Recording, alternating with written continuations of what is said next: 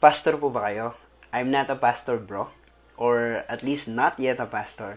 Pero may specific calling sa akin si God to enter full-time ministry. And sige, i-share ko sa inyo kung ano yung calling ko na yon. So this is the first part of my calling testimony. I gave my life to Jesus on one Friday of November 2014 at a youth service. Started from there, God gave me desire to know Him more through His words. Indeed, as I read the Bible, I get to know more God, but not only God. I also knew of His call in my life, that is, to become a full-time campus missionary. The call became clearer as I continued to pursue God with my devotion. Part 2, next na. Part 2 of my calling testimony. 2015, I started sharing about this call of God. I still remember the words of the campus minister whom I first shared this to. Okay yan. Pero, i-box mo muna. Kasi kung kay God naman galing yan, hindi yan mawawala.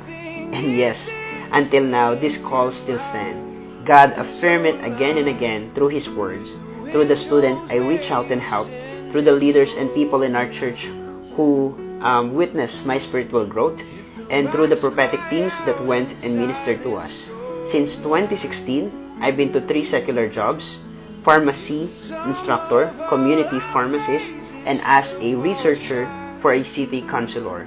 And I could tell that nothing gives me the greatest satisfaction than reaching out to students and helping them to know God and His purpose to them. Part 3 coming. Part 3 of my calling testimony. June 4, 2019 at 2:58 in the morning, God woke me from my sleep. I knew it was Him, and so what I did is I prayed and had my devotion. In John chapter 13, He told me that it is time for me to resign from my work, then as a community pharmacist. I didn't understand why the call to resign was sudden, but God answered me, "What I'm doing, you don't understand now, but afterward, you will understand. I have called you, I'm your master, I'm sending you out, for I have chosen you." The first thing I did when I went to work that day was to type in and file my resignation. No questions, I just obeyed. My co-workers were shocked by my sudden resignation. Part 4, next na. Part 4 of my calling testimony. Honestly, I thought by then that since it is the calling of God, all will go smooth and easy. I told our senior pastor and the rest of the staff about it. And that time, the internship process to becoming a full-time minister became more intensive and elaborate. There were certain things and certain time that must be accomplished first. Things didn't go as I expected, but there's no more turning back. I know it is God who told me to do what I did. Surely He knows what He's doing. I never knew that the year 2019 was the year that God would break me. That is to test my faith in measures I haven't been before. Part 5. Part 5 of my calling testimony. I learned how to live by faith. Literally. Because I already resigned that time from my work. I'm short in finances, always in need, but God continued to provide what I need. What I exactly need. I learned that full-time ministry is not about glamour, but about constantly denying yourself, carrying your cross as you follow God and His call to reach out to students.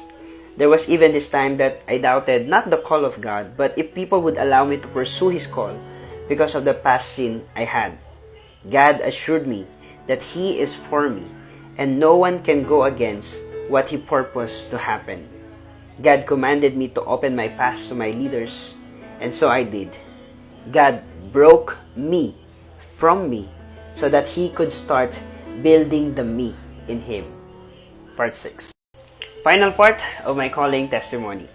2020, pandemic happened. This seemed to be another delay, but God told me that if the building to be built is strong and of great height, the foundation must be deep and the preparation is long. 2021, I'm continuously walking in the newness of life He gave me. I'm fulfilling the specific ministry He called me to. God is using me to minister through on-site and online in different social media platforms, especially on TikTok and on YouTube. Now, I'm in the process of becoming a full-fledged campus minister. May His will be done, may His kingdom come, in and through me. Thank you for listening to my calling testimony. Please do pray for me that this will be fulfilled in time.